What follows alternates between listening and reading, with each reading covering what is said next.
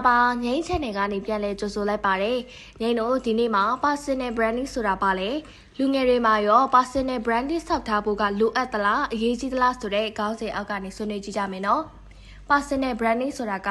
ကိုယ့်ရဲ့ထူးခြားတဲ့အရေးချင်းတွေစိတ်ဝင်စားမှုတွေနဲ့ကိုယ်လှုပ်ဆောင်နေတဲ့အရာတွေကိုလူတွေသိအောင်တိစောက်ထားတဲ့ပုံရိပ်ပါ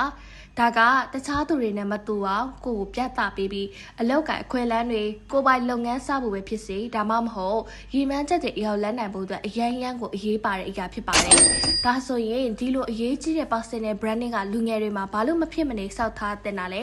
အခွင့်အလမ်းတွေရှာဖွေနိုင်တယ်ယုံကြည်မှုတွေတည်ဆောက်နိုင်တယ်ကိုယ့်ရဲ့ communication လဲကျေပြန့်လာနိုင်တယ်လို့ကိုတန်ဖိုးထားတတ်လာမယ်ကိုယ့်ရဲ့ကိုယ်ပိုင်လမ်းကြောင်းကိုဖန်တီးလာနိုင်ပါတယ်ဆိုတော့ဒီလိုအခွင့်အလမ်းတွေအများကြီးရှိတာကိုကိုယ့်ရဲ့ personal branding ကိုဘယ်လိုဆောက်ကြမလဲဆိုတဲ့မိကုန်းကအရင်စိတ်ဝင်စားဖို့ကောင်းပါတယ်ဆိုတော့ personal branding ကိုစပြီးတော့ဆောက်တဲ့နေရာမှာကိုဘာကိုဝါနာပါလဲဘာတွေတန်ဖိုးထားတာလဲဆိုတာကိုအရင်ဆုံးရှာဖွေဖို့လိုပါတယ်ပြောရမယ်ဆိုရင်ကိုစိတ်အားထက်သန်တဲ့အရာနဲ့တန်ဖိုးထားတဲ့အရာတွေကိုပထမအောင်ဆုံးသိအောင်လုပ်ရပါမယ်ဒါတွေကိုသိပြီဆိုလို့ရှိရင်တော့အသုံးပြုနေတဲ့ social media platform တွေမှာစိတ်ဝင်စားတဲ့အရာတွေနဲ့ပတ်သက်ပြီးတန်ဖိုးရှိတဲ့အကြောင်းအရာတွေကိုမျှဝေပေးပါဒီလိုတန်ဖိုးရှိတဲ့ content တွေကိုဖန်တီးပြီးတော့မျှဝေပေးတဲ့အခါမှာ network လေးရလာမယ်ဒီနယ်ပယ်ထဲမှာရှိတဲ့လူတွေနဲ့ချိတ်ဆက်ပြီးတော့သူတို့စီကနေပြီးတော့လေ့လာသင်ယူဖို့လိုပါတယ်ဒီထဲမှာအရန်ရေးကြည့်တဲ့ personal branding ဆောက်တဲ့နေရာမှာကိုက consistent ဖြစ်ဖို့အရန်ရေးကြည့်ပါတယ်ကိုယ့်ရဲ့ brand image နဲ့ message ကိုပုံရိပ်နဲ့အမြဲတမ်းမှတ်